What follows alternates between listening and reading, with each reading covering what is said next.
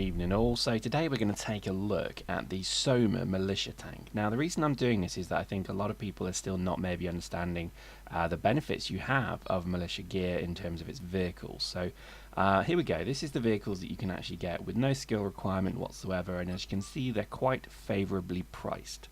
And today we'll look at the SOMA. The SOMA is the Galactic militia tank. It's a pretty good tank, as you can see, no skill required. It's a pretty good tank because I think it's one of these cheap and cheerful things that you can basically call in. It does cost you 150k ISK. However, let's have a look at how we would perhaps fit this to maybe make it a bit better. So pick a SOMA. Pick a SOMA, any SOMA. And the basic thing it comes with is obviously a militia rep, which is crap, and then it comes with a missile launcher and then 2 blaster turrets, including the 80 gigajoule militia blaster turret, which is, to be honest, the only turret that most people are using at the moment. You're generally going to use tanks for anti-infantry, so that militia blaster turret is fine, although if you've got the skills, upgrade it to at least an 80 gigajoule one. The militia gear is very heavy on CPU and power grid requirements, so it's in your favour to actually use to try not to use militia rather when it comes to the modules. Anyway, first thing I'd do is change that missile turret. Missiles are rubbish and they offend me, so we should just dispense with that ASAP. Also, the militia repper, I guess is fine, but if you can, try and use some of the named ones. That does increase the price of the tank, but I would say it benefits you in terms that you can actually fit it a bit better than you've got now. Also, I think when it comes to fitting this thing, just generally have an appreciation of how much power grid and CPU each of these modules take, because a meta level 1 or 2 module may actually be better but a higher demand on the power grid and CPU than a meta 3 or 4. So just look at the stats, always try and look at the stats as best you can. So, as this is a SOMA tank, it's an armor tanking tank. So, a lot of what you're trying to do here is build a buffer and really just try and get as much, I would guess, power into your armor,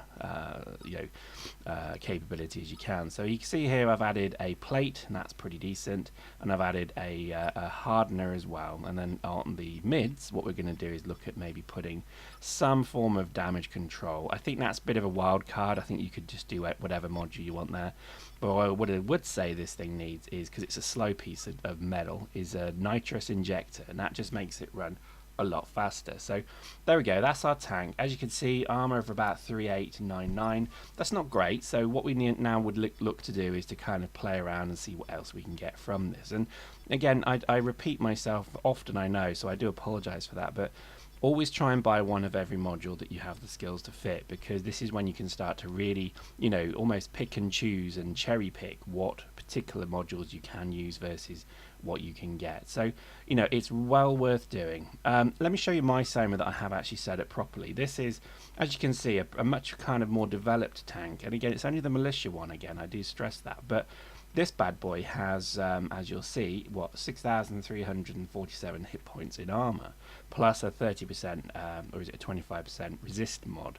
So that's pretty good. I think that gives me a phenomenal, I guess, brick to drop into the middle of a fight.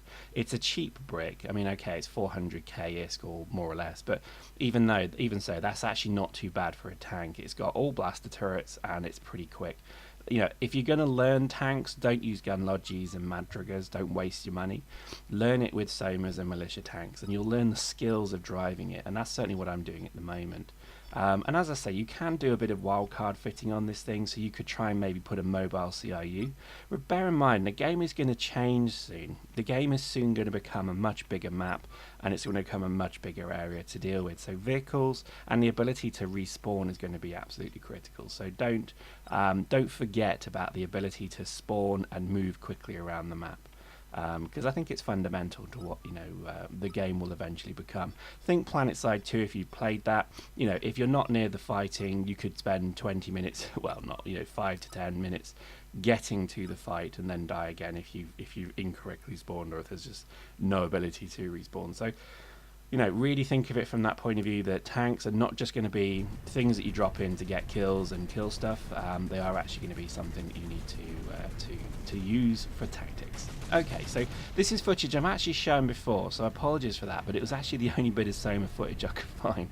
But what I'm just going to show you here is that there's something else that you need to be aware of with armor tanks, and this is, again, I've hinted at it a number of times, and you'll see it's just coming up any minute now. The issue is you have a lot of active modules to basically control in this tank, so you need to become very familiar with how to activate them.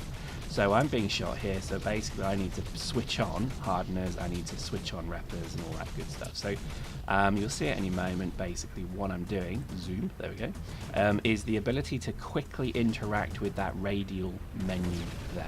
Okay, so really learn that. I think that's probably the only bit of advice I could give you if you're going to do an armor tanking tank, is rarely will you have you know, a limited number of passive modules. There would generally always be active modules, so you really do need to be able to interact with your tank and your modules very quickly. Now that's probably, I mention it because I'm like a ham-fisted buffoon at the best of times, so I'm never particularly great at at finding the module I need, and I found that the main reason I didn't like armor tanking as much as shield tanking, which we'll look at soon.